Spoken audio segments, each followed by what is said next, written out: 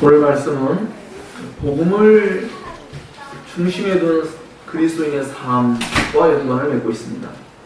복음이 마음속에 늘 중심이 되지 않으면 우리는 그 복음을 잃어버려서 기쁨을 상실하고 또한 또 다른 사람들을 구원의 길로 인도하는 데 있어서 우리는 아무런 도구로 쓰임받을 수가 없게 될 것입니다.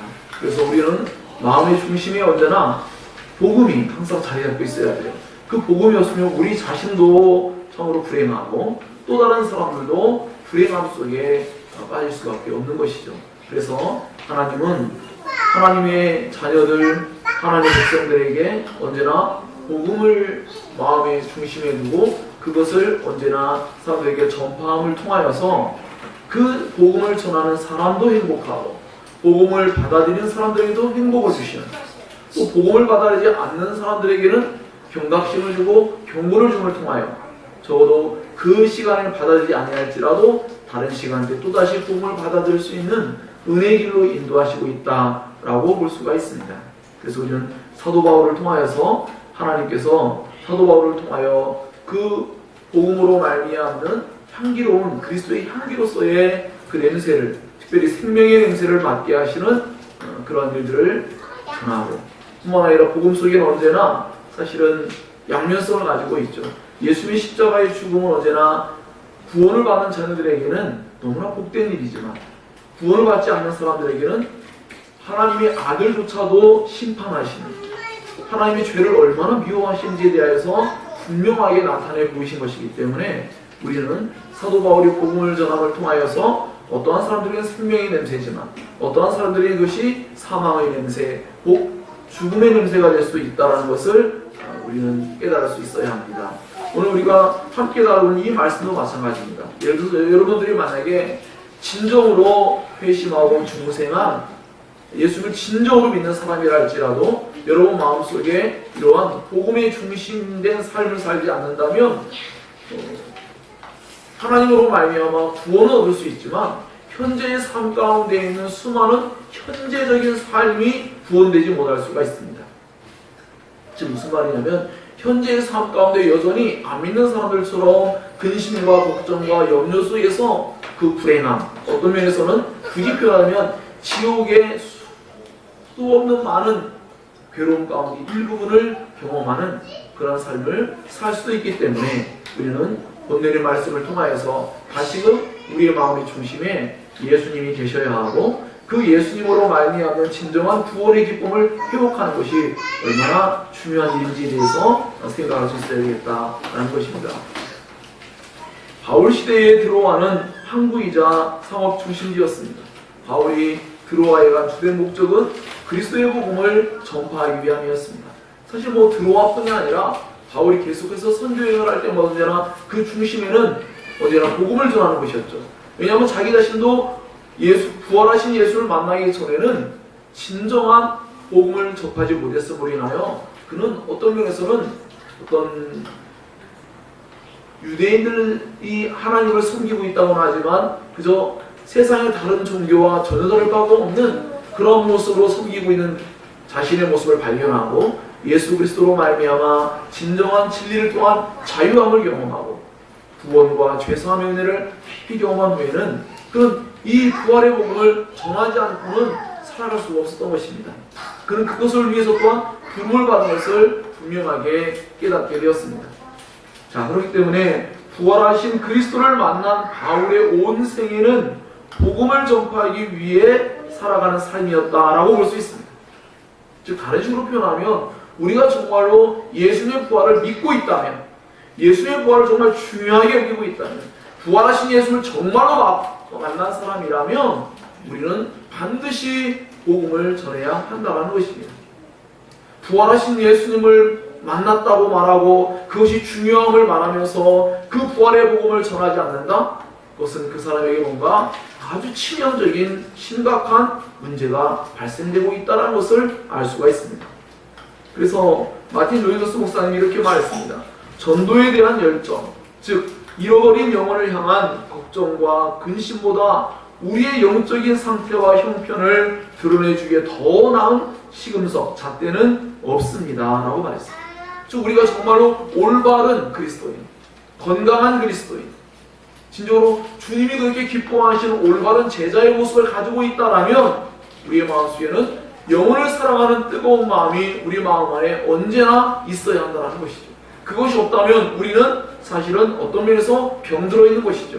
아니면 바리새인들처럼 머릿속으로는 하나님에 대한 지식이 가득 차 있을지 몰라도 실제 그 마음의 내면 속에는 하나님의 성품, 하나님의 마음을 갖고 있지 못한 그런 입장에 설 수가 있는 것입니다.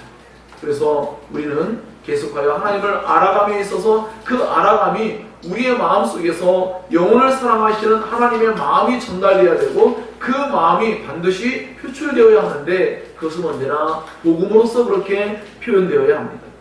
왜냐하면 그것이 하나님께서 가장 원하시는 것이죠. 하나님께서 가장 기뻐하시는 것이에요.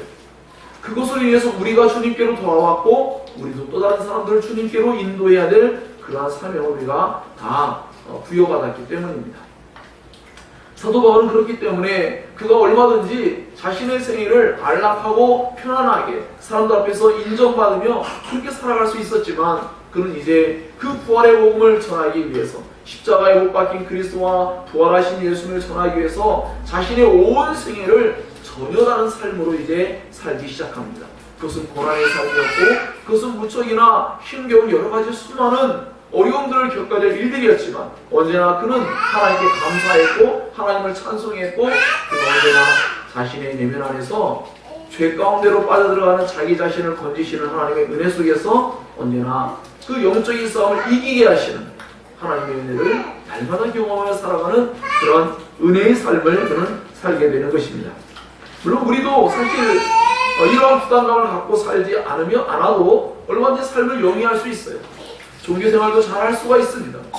그러나 그것은 진정한 의미에서 하나님께서 원하시는 바는 아닙니다. 정말로 우리 자신을 하나님께 단순히 구원을 받게 하는 것이 목적이라면 우리 이 자리에 있을 필요가 없겠죠. 물론 우리의 삶은 하나님의 영광을 위해서 삶을 살아가야 합니다.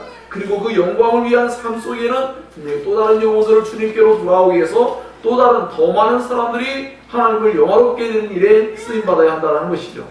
즉 간단히 표현하면 여러분이 무언가 좋은 게 있다면 다른 사람하고 나누고 싶잖아요. 자기가 좋아하는 사람, 사랑하는 사람, 그들에게 좋은 걸 주고 싶겠죠. 그와 같습니다. 복음을 전도한다는 것은 언제나 이 세상에서 가장 가치가 있는, 아니 이 세상까지 오는 세상 어떤 것을 통해서도 복음이 가장 가치가 있다는 것을 진정으로 믿는 사람들은 그렇기 때문에 우리가 지금 신앙하는 거 아니겠습니까? 이것이 가장 가치가 있다고 여기기 때문에 이 자리에 앉아 있는 것이죠. 이것보다 더 가치 있는 일이 있다고 여기면 우리는 그것을 향해서 나아가야 합니다. 그러나 이것이 가장 가치가 있다고 여기기 때문에 우리가 이 자리에 앉아서 하나님을 예배합니다. 그렇다면 우리에게는 그것이 가장 가치 있는 것이죠. 그리고 가치 있는 것을 또 다른 사람들에게 마땅히 나눌 수 있는 마음이 되어야 한다는 것입니다. 때로는 우리는 정말 맛있는 음식, 좋은 것을 다른 사람에게 소개하고 나누는 것보다도 훨씬 더 복음을 그렇게 나누지 못하는 우리의 어떤 영적인 어떤 연약함과 우리의 믿음 없음과 그런 부분들이 분명히 보여지고 있기 때문에 오늘의 본문의 말씀이 우리에게 참으로 엄청난 도전이죠. 물론 이 말씀은 지금 당장 예수님을 믿는 가운데로 나아가는 그 길 가운데 있는 사람들에게도 사실 엄청난 도전이고 좋은 것입니다. 왜냐하면 바로 그러한 복음이 전파되어지는 그 일들을 통하여 많은 사람들이 결국 하나님께로 돌아오는 그 일이 계속적으로 반복적으로 일어나고 있기 때문입니다. 그렇기 때문에 우리 믿음성 사랑이와 같이 학생들이라 할지라도 언제나 마음속에 복음이 중심이 됐어야만 결국 자신의 삶의 중심이 하나님 중심의 그 은혜로운 삶을 살 수 있다는 것을 꼭 기억해야 되고 또 다른 사람들을 주님께로 인도하는 그 일이 얼마나 중요한 일인지를 다시금 생각하는 그런 소중한 시간이 될 수 있기를 바랍니다. 사도 바울은 끊임없이 복음의 문들이 활짝 열리기를 늘 갈망했습니다. 그의 기도의 제목은 또 다른 사람들에게 복음을 전하고 또 다른 사람들이 주님께로 돌아와서 이 좋은 것을 함께 누리고 함께 나누기를 정말로 원하였습니다. 그래서 그는 비록 드로아에서 사역이 압박을 해서 낙심한 적도 있어요. 사도 바울이 아무런 낙심도 없고 그가 완벽하게 살았느냐? 그런 것은 아닙니다. 분명히 그에도 낙심할 때도 있었고 괴로움이 다가왔을 때 그런 괴로움에서 벗어나오자는 마음도 있었습니다. 그러나 그런 것들은 정말 잠깐이었고 그의 마음속에 언제나 하나님께서 진리의 말씀으로서 위로하시고 새롭게 하시고 힘을 주셔서 그는 다시금 하나님께서 원하시는 그 삶을, 또 어떤 의미에서는 자신의 영혼이 정말로 원하는 그 삶을 살 수가 있게 된 것입니다. 즉 다른 식으로 표현하면 육신적인 삶을, 즉 자기 육체가 편안하고 안락하고 배부르고 하는 그러한 삶을 살고자 하는 유혹과 그런 시험들이 있었지만 그는 그것을 그러한 방식으로 사는 것이 진정으로 가치 있는 소중한 삶은 아니다 라는 것을 그는 알게 되었습니다. 그래서 그것을 위해 사는 것이죠. 우리는 뉴스를 통해서도 수많은 사람들이 자신들이 생각할 때 가장 가치가 있다고 여기는 그것에 온 생애를 바치고 있는 것을 보게 됩니다. 수많은 다양한 것들이 존재합니다. 그것들에 자신의 온 생애를 사용하고 그것을 위해서 헌신하고 그렇게 살아가는 것이 소중하다고 여기며 그들은 온 삶을 거기에 사용하고 있습니다. 그래서 우리는 그리스도인들로서 우리에게서 진정한 가치가 무엇이냐에 대해서 다시금 생각해보고 그 가치를 중심에 두고 삶을 사는 것이 가장 하나님이 기뻐하시는 삶이다 라는 것을 염두에 두고 오늘 말씀을 함께 살폈으면 하는 그런 마음입니다. 하나님께서 계속하여 복음을 위해서 문이 열려지기를 바라는 사도 바울에게 복음의 문을 열어주시기도 하고 때로는 닫기도 합니다. 왜? 사도 바울이 원하는 방식이 아니라 사도 바울이 원하는 길이 아니라 하나님께서 원하시는 길, 하나님께서 원하시는 방향으로 가야 되기 때문에 때로는 예기치 못하게 어떠한 문이 닫히기도 할 때가 있었습니다. 그것 때문에 사도 바울이 힘들고 어려울 때도 있었지만 결국은 하나님이 더 나은 길로, 더 올바른 복음의 길로 또 다른 사람들에게 복음을 전하기 위한 하나님의 인도하심이라는 것을 그는 깨닫고 그것을 기쁘게 이제 순종하며 따라가게 되었습니다. 아마도 여러분의 삶 가운데서도 때로는 여러분이 원하는 대로 삶이 안 될 수가 있습니다. 예수를 믿는다고 해서 모든 것이 자신이 원하는 바대로 하나님이 들어오시는 분은 아닙니다. 하나님은 언제나 자신이 원하시는 뜻대로 우리를 인도하십니다. 왜? 그것만이 가장 안전하고 그것만이 가장 복된 것이며 그것만이 가장 가치가 있는 그러한 길이고 그러한 일들이기 때문에 하나님은 언제나 우리를 그러한 길로 인도하십니다. 때로는 그것이 고난의 모습으로 다가올 때도 있습니다. 때로는 그것이 정말로 우리에게 주님을 믿는 이유만으로 때로 어떤 희생을 요구하는 그러한 길로 열려질 때도 있습니다. 그러나 우리는 성경을 통해서 언제나 그러한 길들이, 그 모든 것들이 다 정말로 소중하고 가장 가치가 있는 길이라는 것을 우리는 분명하고 확고하게 우리는 생각하며 살아가야 합니다. 그래서 사도 바울에서 그러한 심정을 가지고 사역을 하였고 그러한 일들을 통해서 그의 삶의 온 일들 속에서 하나님이 그와 함께 놀라운 능력들을 기꺼이 나타내셨습니다. 자, 그렇기 때문에 우리는 그리스도의 복음을 중심에 둔 삶을 살아가는 것, 그것이 가장 가치 있는 삶이다라고 여기는 것, 이것이 정말 중요한 것이다 라는 것을 함께 생각해야 합니다. 사도 바울의 삶을 한 가지로 표현한다면 그는 그리스도의 향기 그 자체였다라고도 말할 수가 있을 것입니다. 그러므로 우리도 오늘 이 말씀에 도전을 받고 함께 그리스도의 복음의 냄새를 풍기는 향기, 바로 그것을 위해서 우리가 부름받았음을 또한 함께 생각할 수 있기를 바랍니다. 첫 번째는 사도 바울은 수많은 고난과 역경 속에서도 언제나 하나님께 감사했습니다. 항상 패배할 것만 같고 정말 너무나 힘겨운 입장에 놓일 때도 많았지만 결국은 하나님께서 승리하시고 그리스도께서 승리하신 것처럼 사도 바울에게도 언제나 승리를 가져주신다는 것을 그는 경험적으로 계속하여 배우게 되었습니다. 사도 바울은 복음전도 사역에서 매우 심한 압박을 경험했습니다. 정말로 생명을 포기할 뻔한 정도의 심각한 그런 고난과 고통, 수많은 사람들이 자신을 비난하고 신실하지 못하다, 무언가 다른 욕심이 있어 그런 것이다, 그 사람의 사도성을 의심하고 권위를 무시하고 사람들은 공개적으로 사도 바울을 대적하고 유대인들 가운데는 사도 바울을 죽이고자 사람들이 막 공동체가 형성되어서 사도 바울을 죽이기 전에는 먹지도 마시지도 않겠다는 그런 사람들이 나타날 정도로 사도 바울에게는 너무나 엄청난 적대자들이 많이 생겼습니다.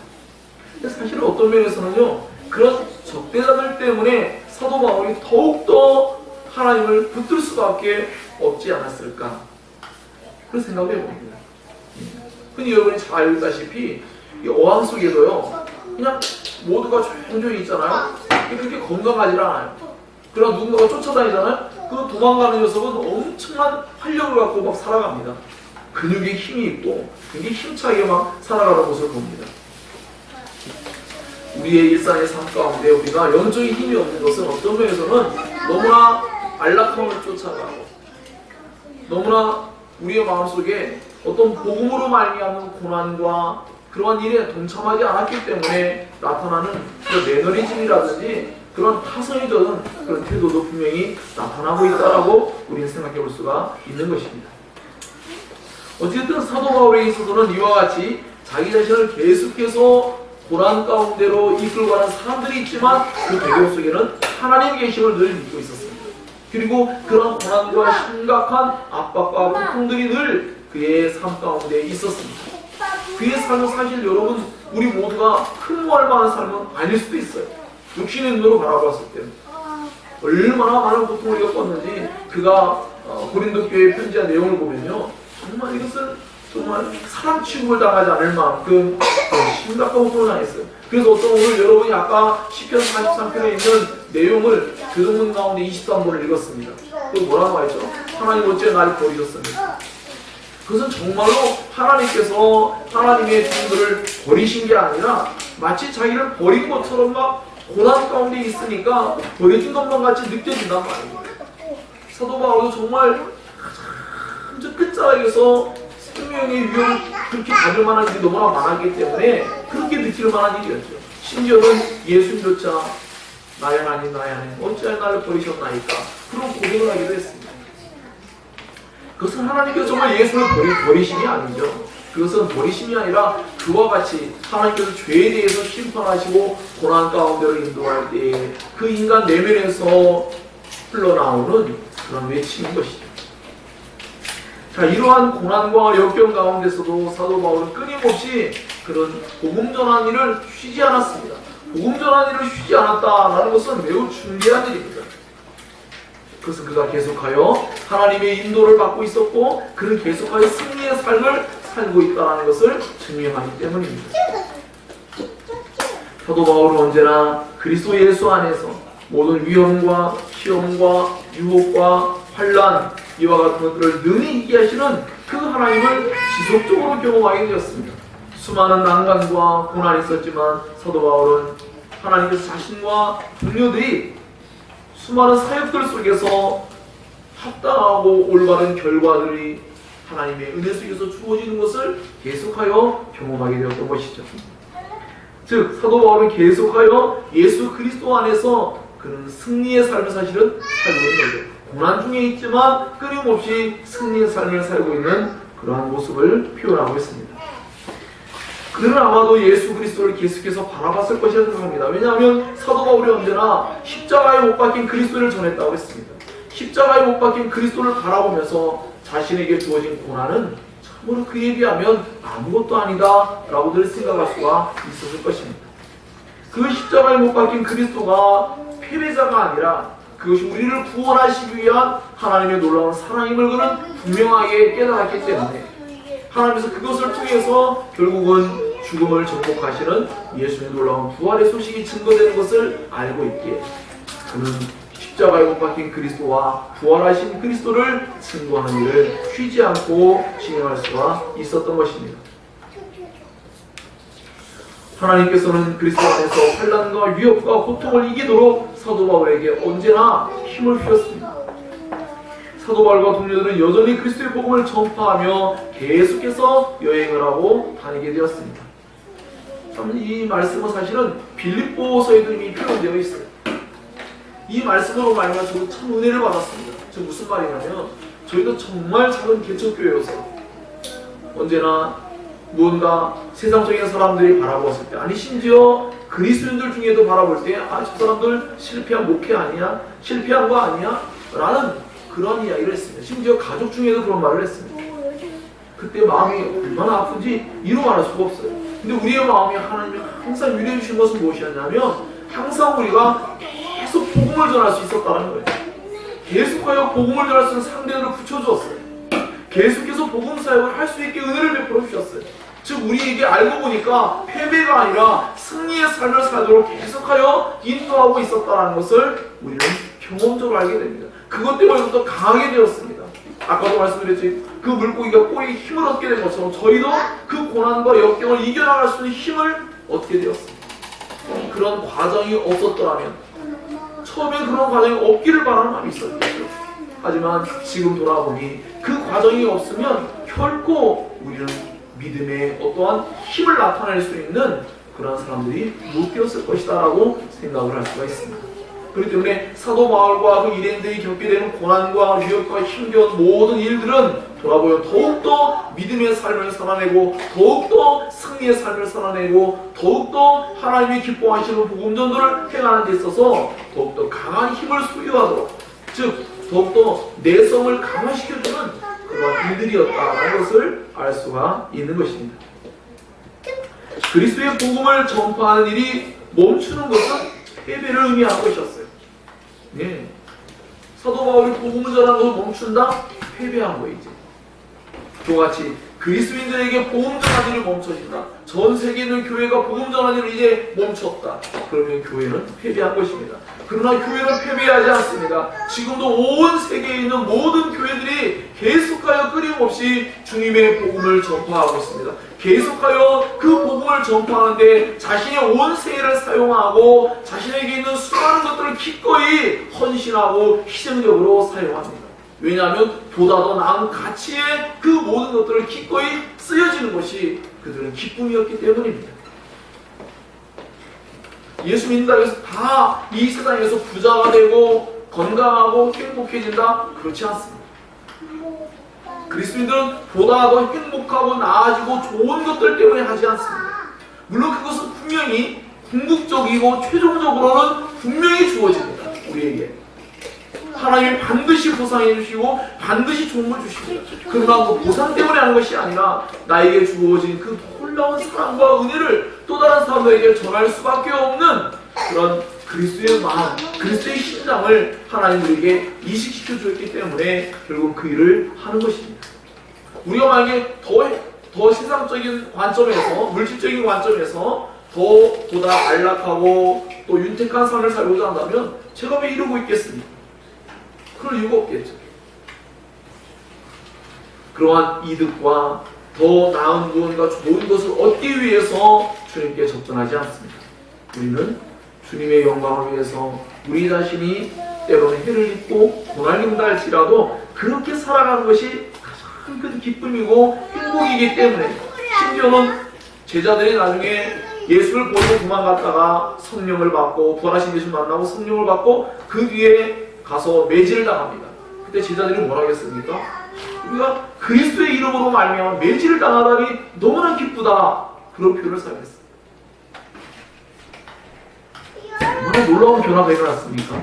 그 전에는 자신들이 살고자 예수님, 자신의 구원자의 예수를 버리고 도망갔던 그들이 나중에는 그 주님의 이름으로 매질을 당하는데 그 이름 때문에 매질당하는 자신들이 된 게 너무나 가치가 있고 소중하며 행복한 일이다라고 표현하고 있어요. 엄청난 변화가 나타난 것이죠. 정말로 그렇습니다. 그리스도인들은 바로 그런 사람들입니다.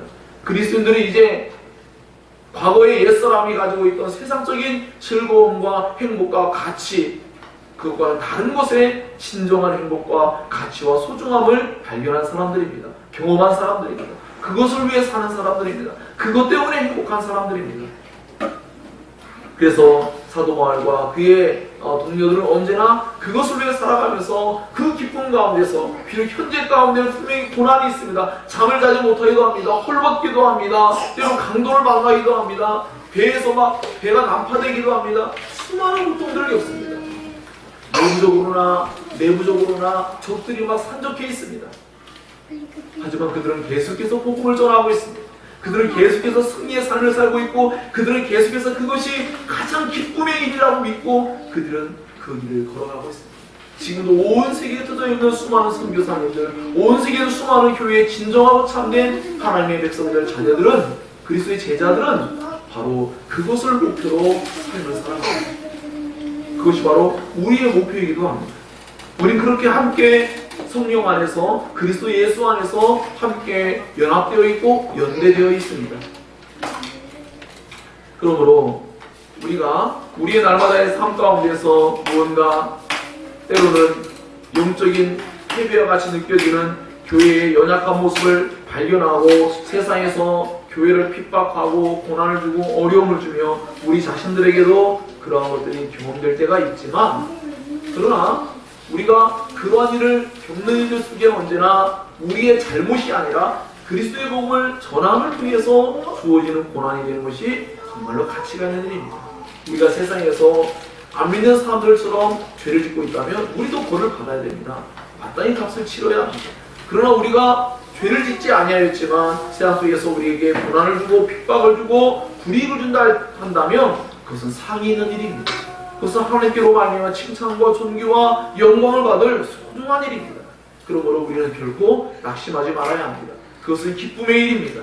그러므로 우리 교회가, 우리 모두가 함께 바로 그 길을 걸어가기를 진정으로 희망합니다.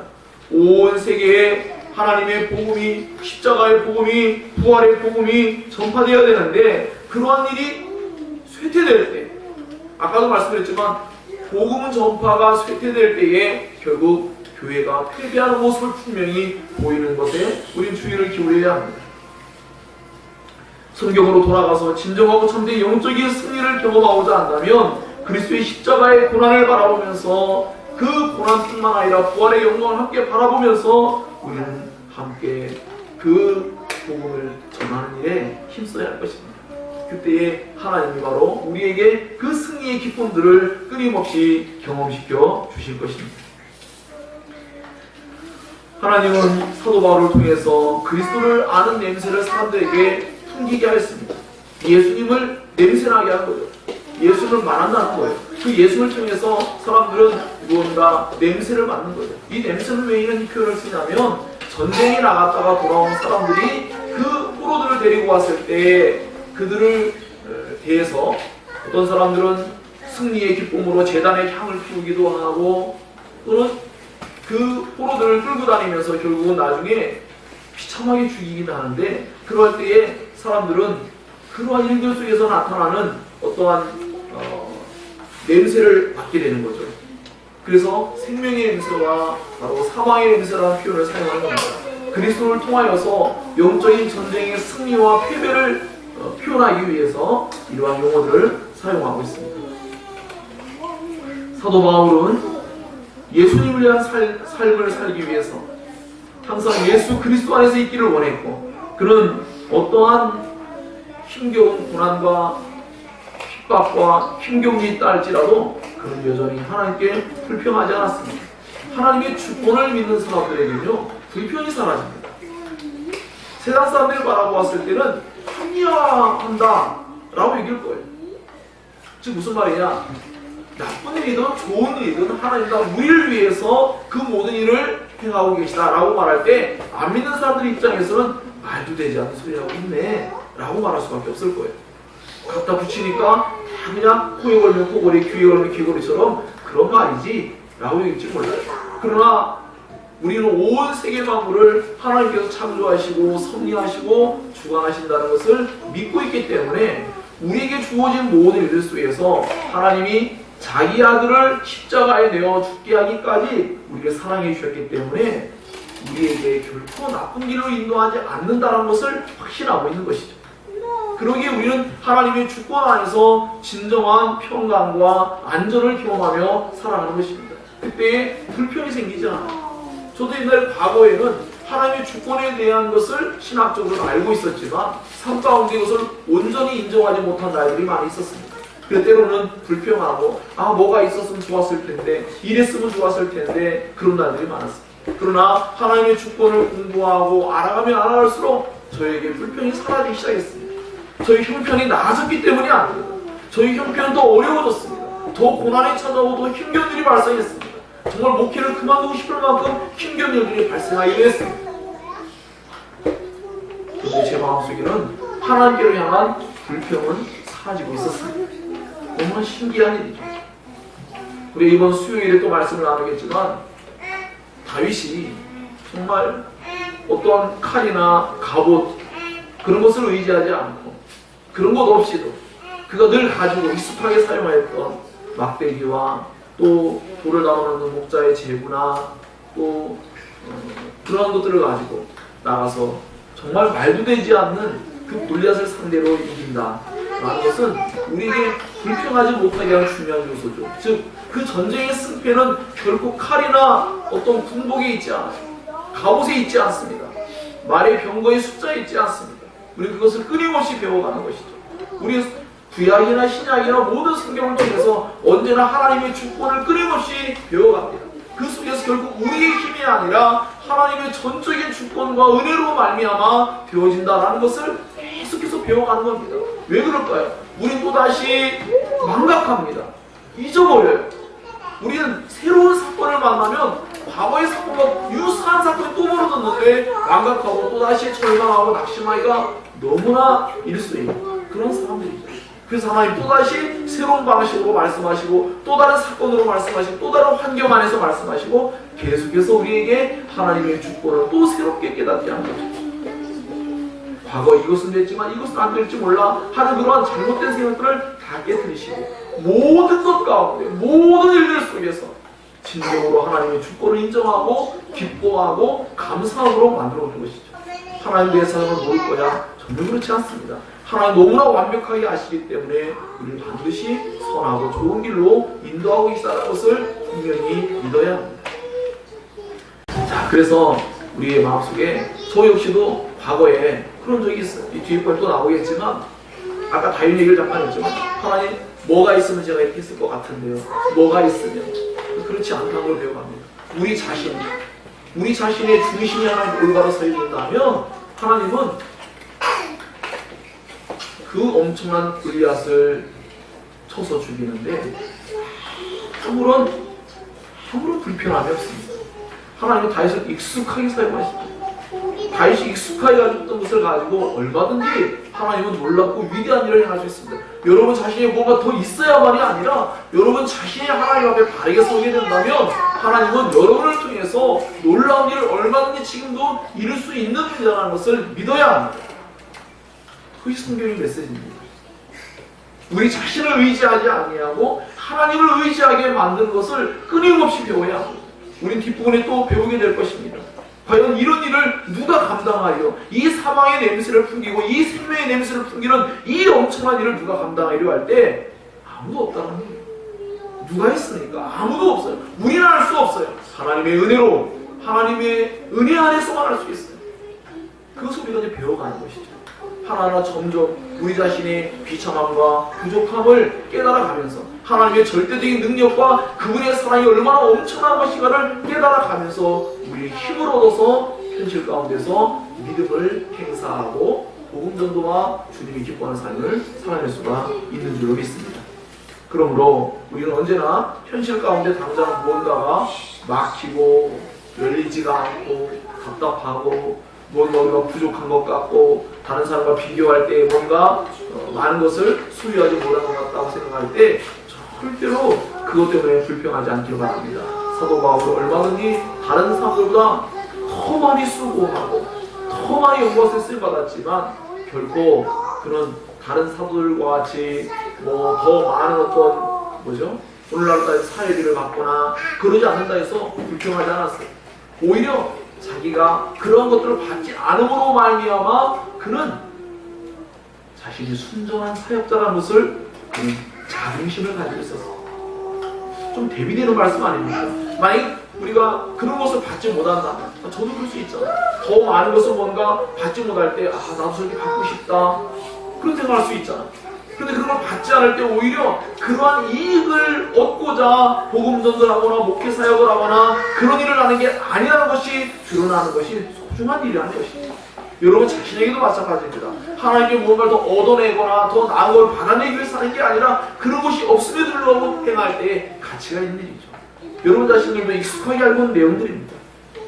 어떠한 사람들이 뭔가 희생할 때에 무언가를 바라고 목적하여 한다면 그럼 그렇지, 그것 때문에 했구나, 그렇게 말하겠지만 그런 것 없이 할 때 우리는 저 사람이 정말 소중하고 가치 있는 일을 하는 사람이야, 정말 훌륭한 사람이야 라고 모두가 인정하지 않겠습니까? 사도 바울은 자신이 다른 사람에 비해서 많은 것을 얻지 못하고 많은 것을 누리지 못했지만 그것이 자신에게 있는 큰 자긍심이었습니다. 기쁨이었습니다. 주님의 복음을 전파하는데 방해받지 않게 하는 소중한 일이었기 때문에 그는 그것을 불평하지 않았다는 것입니다. 그러면 우리 자신들도 우리 하나님 믿고 살아가는데 어떤 그리스도인들은 이런 걸 받고 누구는 이렇게 됐는데 라고 하는 생각 때문에 우리가 불평하고 있다는, 이미 그 자체가 사실은 불평입니다. 저 자신도 그랬습니다. 그러나 사실은 더 많이 수고하고 더 많은 고난을 받았지만 그는 그럼에도 불구하고 사도 바울은 불평하지 아니하는 것은 언제나 사도 바울의 마음속에 하나님의 주권을 인정하는 그 신앙 안에서 그는 언제나 예수 그리스도를 끊임없이 바라봄으로 말미암아 그는 그런 일들을 넉넉히 이겨낼 수 있게 되었습니다. 물론 그 배경 속에는 성령 하나님께서 언제나 그 사도 바울과 함께 하시면서 끊임없이 격려하시고 힘을 주시고 은혜를 베푸시는 그런 일도 끊임없이 같이 지속적으로 일어나고 있었습니다. 여튼 중요한 것은 무엇이냐면 사도 바울은 언제나 하나님께 감사하는 마음을 잃지 않고 있었다는 거죠. 수많은 고통과 어려움의 일들이 발생하고 있었지만 그는 끊임없이 하나님의 주권을 인정하는 가운데서 하나님을 기뻐하는 그런 삶을 그는 살게 되었습니다. 자신은 그래서 자신과 동료들을 통해서 그들이 가는 모든 곳곳에서 그리스도를 아는 인생을 나타내시는 하나님께 감사했습니다. 무슨 말이죠? 이것은 고린도전서 1장부터 시작된 말씀들인데 자기가 사람의 지혜로 복음을 전하지 아니하고 성령의 능력과 나타남으로 하여 오직 그리스도의 십자가에 못 박힌 그리스도를 전할 때에 그것을 믿는다라는 것은요, 하나님의 절대적인 간섭, 성령의 역사가 아니고서는 사람이 받아들이질 않아요. 그것 때문에 사도 바울은 그것을 기뻐했습니다. 왜냐하면 그 사람들에게 형성된 믿음이라는 것이 그들 자신에게서 생겨난 믿음이 아니라 하나님께서만이 줄 수 있는 믿음이라는 거예요.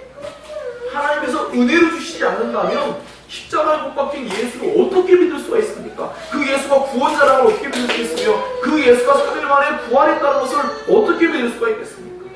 어떻게 예수가 하나님이라는 걸 믿을 수가 있겠습니까? 불가능한 일이죠. 불가능한 일이죠. 지금 좀 더 함께 겹치는 내용들이 있지만 아까 말씀한 다윗도 마찬가지죠. 사울에게 다윗이 내가 나가겠다고 싸우겠다고 할 때, 야, 근데 용서하고 너무 소년이다. 근데 다윗이 자기가 어릴 때부터 목자가 되어서 그 사자와 곰을 쳐죽이고 양들을 펑이었다고 했어요. 웃기는 얘기 아닙니까? 어린 소년이 사자가 동네 강아지도 아니고. 네? 우리 며칠 전에 얼마 전에 만났을 때 우리 한 집사님은 또 그런 얘기도 하셨잖아요. 갑자기 뒤에서 큰 통한 밤에 비도 쑥쑥 오는데 개 한 마리가 저기 따라올 때 그렇게 크지도 않았는데 너무 막 두려운 마음이 있었다. 네, 들개 같은 거 쫓아가지고. 그와 같이 우리의 마음속에 개 한 마리가 왔을 때는 무서울 때가 있잖아요. 그런데 개가 아니라 사자입니다. 사자. 곰이에요. 여러분 가끔 어디서 디스커버리나 또는 뭐 다른 데서 곰이 뭐가 나옵니까? 곰이 느리지 않아요. 사람들이 우습게 하다가 굉장히 어려운 상황에서 보잖아요. 막 두개골을 막 찢어나갑니다. 굉장히 무서운 사건이 일어거든요.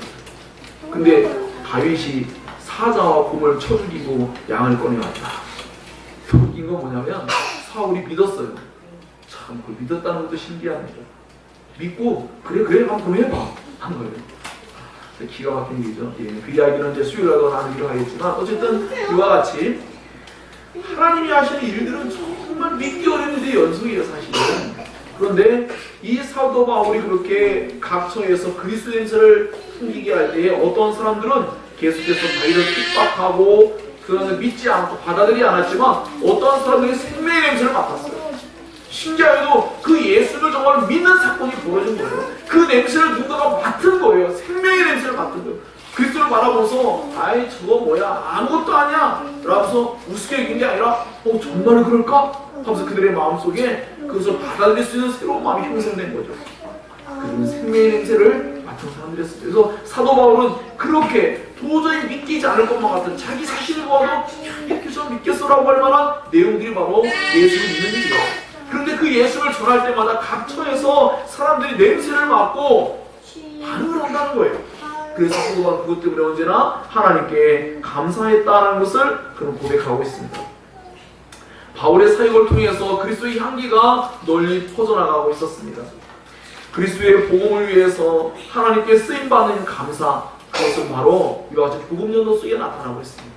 우리 자신들도 정말로 그리스도의 복음을 위하여 하나님께 쓰임받는 감사, 그것을 때문에 고난이 따라오고 어려움도 따라온다는 것을 여러분에게 말씀드렸습니다. 하지만 사도 바울 같은 감사를 분명히 경험해야 될 것을 믿습니다. 오늘날 우리는 너무나 많은 물질적인 풍요와 또 수많은 명예와 승진과 보다 나은 삶을 살기 위해서 이러한 것들을 하나님께서 주실 때에만 감사하는 모습에 익숙해져 있는 그런 상황에 놓여 있습니다. 우리는 그런 것 때문에 감사한 삶을 넘어서서 복음을 위해서 쓰임받는 삶 때문에 감사하는, 복음을 위해 살아갈 때에 겪게 되어지는 고난과 역경, 그것이 오히려 감사하는 것이 될 수 있는 그런 우리의 삶이 될 수 있기를 원합니다. 그것이 진정한 의미에서 감사다라고 볼 수 있을 것입니다. 하나님 앞에서나 그리스도 예수 안에서 사도 바울은 그리스도의 향기로서의 삶을 살게 되었습니다. 그것은 구원을 받는 자들이나 구원을 받지 않는 자들이나 모두에게 냄새가 반드시 풍겨지는 것이죠. 즉 그들에게 분명히 예수님을 알아가는 지식이 전달될 때에 그들은 무언가 냄새를 맡는 것이죠. 아 이건 죽음의 냄새야. 아 이건 별것도 아니야. 이거 보잘것없는 거야 라고 여기는 사람이 있는가 하면 어떠한 사람들은 아 정말 이건 가치 있는 일이다. 하나님께서 어떻게 그런 일을 할 수가 있을까라고 반응을 했다는 겁니다. 그래서 사도 바울은 로마의 전역을 다니면서 그 복음을 전파할 때에 당시 로마 시대 전역이 알려졌던 승리의 행진을 비유하여서 그런 말했던 것입니다. 향기로운 향이 전쟁 포로들을 시가로 행진할 때에 나타났어요. 각 행진이 끝나면 많은 죄수들은 처형되었습니다. 이럴 때에 이 행진할 때 피우는 향은 승리자에게는 향기로운 향이지만 패배자에게는 사망에 이르는 그런 냄새였던 것이죠. 어떤 사람들에게 그리스도의 복음이 죽음을 가져오는 사망의 냄새처럼 맡아지기도 하고 또 너무나 그것이 우스꽝스러운 것처럼 들려질 수도 있습니다. 그러나 어떤 사람들은 생명의 효력을 나타내는 냄새가 되기도 했습니다. 가장 가치 있고 소중한 것이라고 여겨지는 그러한 사고를 갖게 되었습니다. 하나님은 그렇게 그 그리스도의 복음이 전파되어야 될 때에 그 복음을 받아들이고 믿는 자들에게 영원한 생명을 갖다주는 역사가 그들 가운데 성령의 나타남으로 말미암아 부어졌죠. 예수님은 죽음을 정복한 분이고 부활의 생명으로서 그 생명을 사람들에게 풍기는 그러한 일을 복음 전도를 통해서 행하셨던 것입니다. 사도 바울이 바로 그러한 일을 했던 것이죠. 그러므로 우리들도 역시 그리스도의 죽음과 부활의 복음을 통해서 이 예수님의 향기를 풍기는 자들이 되어야 할 것을 함께 도전하고 있는 것입니다. 망하는 자들에게는 더군다나 분명한 냄새가 나타났겠죠. 그들은 믿지 않습니다. 그리스도의 죽음과 부활의 복음은 그들에게는 정말로 어처구니가 없이 그들은 정말로 그것은 패배한 것이든지 아니면 사람들이 만들어낸 이야기든지 그들은 도저히 믿을 수 없는 이야기였습니다. 그렇기 때문에 그들에게는 그것이 결코 생명의 냄새처럼 맡아지지가 않는 일이었습니다. 그들에게는 사망의 냄새요, 그들에게는 믿지 않음으로 말미암아 죽음의 냄새와 같이 그들에게는 풍겨지는 것들이 될 수밖에 없었던 것입니다. 자, 이러한 일을 할 때 사도 바울과 그 동료들은 정말 큰 고통을 겪었을 거예요. 왜냐하면 이것은 결국 사람들에게 정말 편안하게 들을 수 있는 내용들이 아니에요. 이 내용들은 사람들에게 분명히 두 가지 결단을 하게 만들죠. 예수를 믿으면 생명이 주어진다. 예수 믿지 않으면 죽음에 이른다. 라는 것을 말했다라는 거예요. 이런 말을 하기 쉽지는 않죠. 이런 말을 받아들일 때에 죽음의 냄새를 맡은 사람들이 그냥 가만히 곱상하게 있으면 좋은데 그렇지가 않고 그 사도 바울에게 엄청난 폭행을 하고 매질을 하고 사도 바울에게 수많은 이간질을 하고 사도 바울에게 엄청난 협박과 수많은 고통을 안겨다 줬기 때문입니다. 그런데도 불구하고 그는 누군가들이 또 믿고 있는 모습들 속에서 그는 생명의 냄새가 여전히 하나님이 택한 자들, 이 성중에 내 백성이 많다라고 하는 주님의 음성을 들으면서 그는 그 속에서 다시금 힘을 얻고 하나님이 기뻐하시는 삶을 살아갈 수가 있게 되었던 것입니다. 자, 이러한 일은 정말 아무도 감당할 수 없는 일이었다는 것을 그는 고백합니다. 이러한 말은 인간 역사와 하나님의 왕국에서 그와 같이 중요한 역할을 감당할 사람이 아무도 없다는 것을 알려주는 중요한 단서가 되기도 합니다. 하나님께서 우리 같은 사람들에게 이러한 일을 맡겨주시다니 이것은 너무나 엄청난 일입니다. 우리가 찬송을 부른 것과 같이 참으로 천사들도 흠모할 만한 일이었습니다. 복음을 전한다. 그 일은 그것을 통해 또 다른 사람들이 영원한 생명을 얻게 된다라는 것은 너무나 엄청난 일이었습니다. 참 재미있지 않습니까? 왜 하나님이 이런 방식으로 할까요? 하나님이 자신의 백성들을 구원하기를 원하신다면 얼마든지 놀라운 능력과 이적을 나타내고 기적을, 하나님의 기적은 정말로 아무것도 아닌 일이잖아요. 그런데 왜 하나님은 사람들이 못 믿을 만하게 부족한 사람들을 사용해서 그렇게 행동하게 했을까요? 사도 바울은 우리는 위대한 인물이지만 당시 사람들은 변절자, 유대인이었다가 그리스도를 핍박했던 사람이에요. 그리스도를 믿는 사람들을 핍박했어요. 그 사도 바울이 복음을 전할 때 그리스도를 믿는 사람들 입장에서는 저놈 또 저것 언제 변할지 몰라. 이럴 수도 있고 유대교인들 입장에서도 얼마든지 저것도 변절자인데 저거 왜 저러고 다녀? 저 미쳤구나. 이렇게 바라볼 만한 사람이에요. 제가 그전에도 말씀드렸지만 예수님의 부활 사건 속에서 7 귀신 들린 막달라 마리아에게 부활의 첫 증인을 삼으셨대요.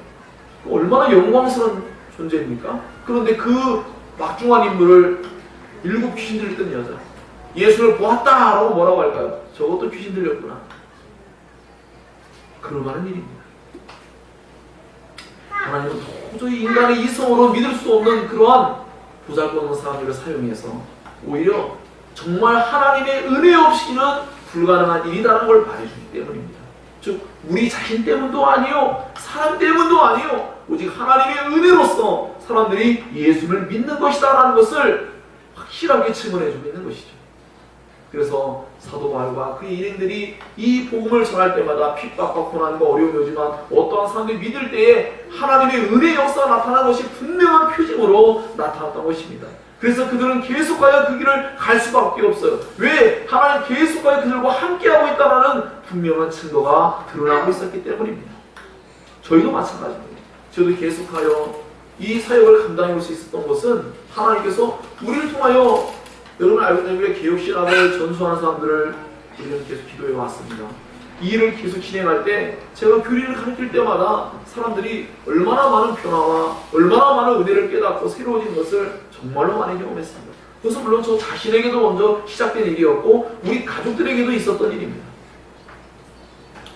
그래서 그 일은 도저히 믿을 수 없는 일들이었지만 그러나 하나님께서 은혜로서 사람들에게 믿음을 주시고 은혜를 주셔서 그것을 받아들이게 할 때 그들에게는 생명의 냄새가 풍겨졌다는 것을 사도 바울도 알고 있고 저희도 알고 있었던 그런 일이라는 것입니다. 이것은 사실은 또 한편으로 얘기하며 말씀드리면 하나님께서 얼마나 세상 사람들을 변화시킬 수 있지만 예수님이 이 땅에 오셔야만 되는 이유와도 동일한 목적을 가지고 있습니다. 예수님이 성육신 안에서 오셨던 이유, 인간의 죄를 인간으로서 대신 담당하심으로 자신의 사랑을 나타내시고 인간을 의로운 자로 만드시기에 합당하도록 모든 조건을 완벽하게 하나님께서 구비하신 것입니다. 그래서 우리의 죄를 완벽하게 예수님 대신함으로 말미암아 우리가 구원 얻을 때에 결코 우리의 행위나 우리 자신 때문이 아니요 예수님을 믿는다는 믿음으로서만이 우리를 구원에 이르게 하는 그 신비하고 놀라운 칭의의 교리, 그 하나님의 구원의 교리를 온전히 나타내기 위함이었습니다.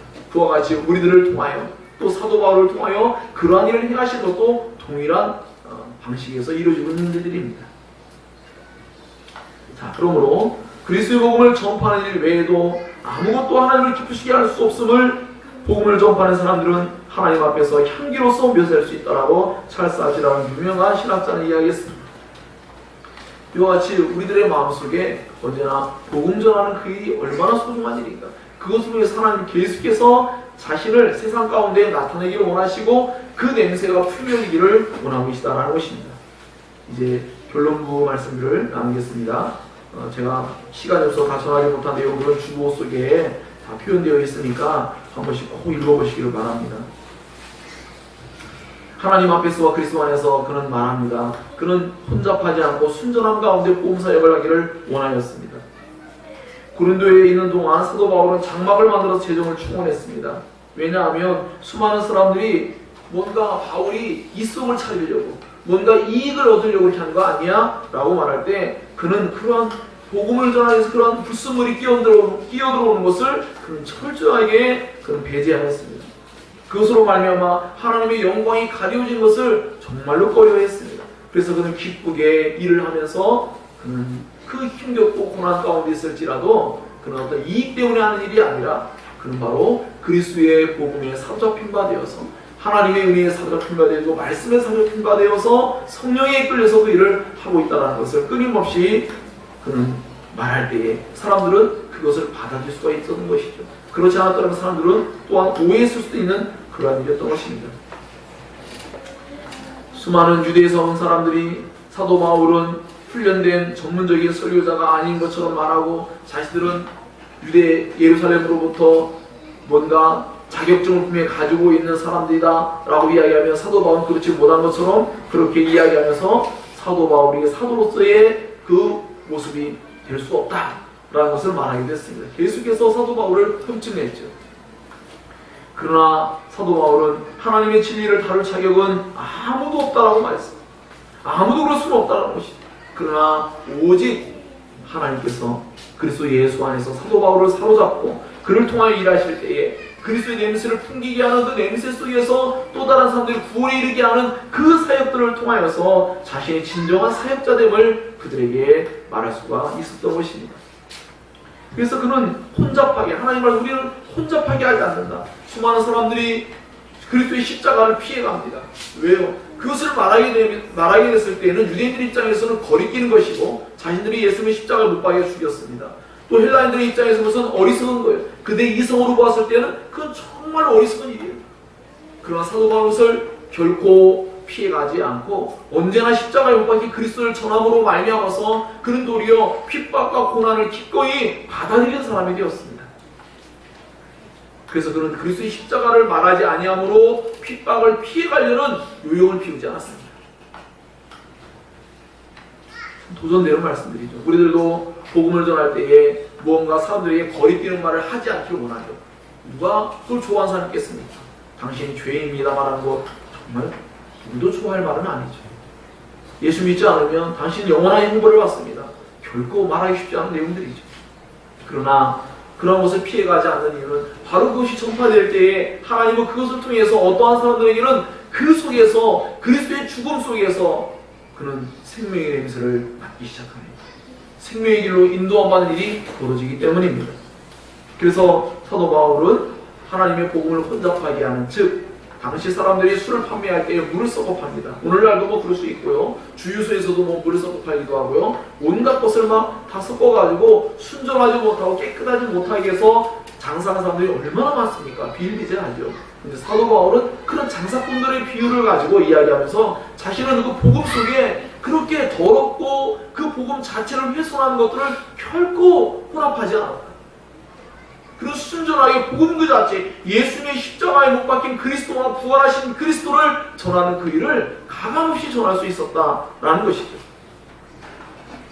그렇게 할 때만이 비로소 사람들이 참되게 올바른 냄새를 맡을 수가 있었기 때문입니다.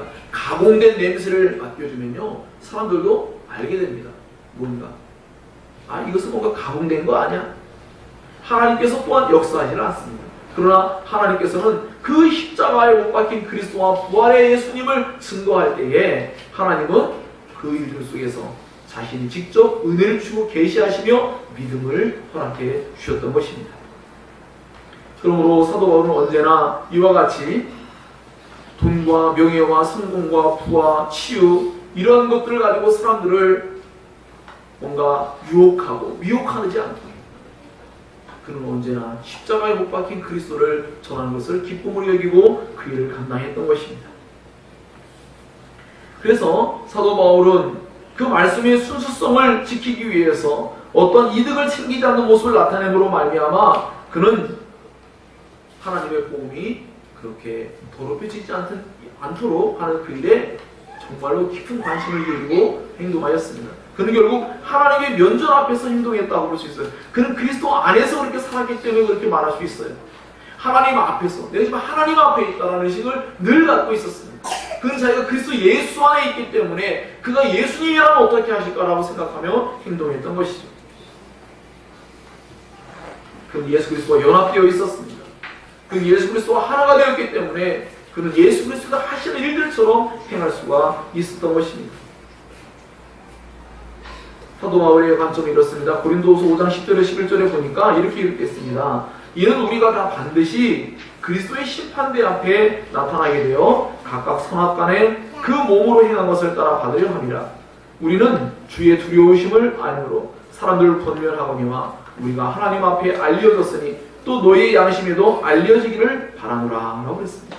즉 자신은 하나님의 심판대 앞에 섰을 때 너 바울아 그때 너 왜 그렇게 하지 않았냐 라고 말하는 것을 듣기를 원치 않는다는 것이죠. 그는 하나님 앞에서 하나님의 심판대 앞에서 그리스도의 심판대 앞에 서 있는 자신을 바라보며 그렇게 행동하였던 것입니다. 그리스도의 복음이 참된 것이 되려면 언제나 자신의 이득을 취하지 않는 것이 되어야 할 것입니다. 고난을 회피하고자 하는 것도 올바른 것이 아닐 것입니다. 언제나 우리들은 하나님 앞에서 하나님께로 받은 것처럼 그렇게 말을 해야 합니다. 우리는 하나님 앞에서 결산할 것을 염두에 두고 우리는 삶을 살아가야 됩니다. 우리 모두가 다 하나님 앞에 결국은 뭔가 평가를 받게 될 것입니다. 물론 우리는 그리스도 예수께서 우리의 대원자가 되시고 분명히 우리를 변론해 주십니다. 그럼에도 불구하고 사도 바울은 언제나 그 그리스도의 심장을 가지고 그리스도 안에서 자신이 했던 일들을 그는 그렇게 기쁘게 여기며 했던 것입니다. 결론을 맺자면 하나님 앞에서 순전한 그리스도의 향기가 되는 것, 이것이 너무나 중요한 오늘날에 우리가 삶을 살아가야 되고 사역해야 될 일들이다 라는 것입니다. 이 말씀은 저 자신에게도 정말 책임성 있는 말씀이고 또 여러분에게도 그리스도인으로 살아갈 때에 중요한 그런 가치 있는 삶의 방향성이 될 수 있다라고 생각이 됩니다. 우리는 하나님의 말씀을 혼잡하게 하면 안 됩니다. 즉 말씀을 저 사람이 이렇게 하면 믿을까 안 믿을까 하면서 그 말씀에 무언가를 빼거나 더하거나 하고 싶은 욕심이 생길 수가 있습니다. 그러나 우리는 그러지 않고 십자가에 못 박힌 그리스도와 부활하신 그리스도 그것을 전하는 것이 핵심이라는 것을 언제나 염두에 두어야 합니다. 네. 그래서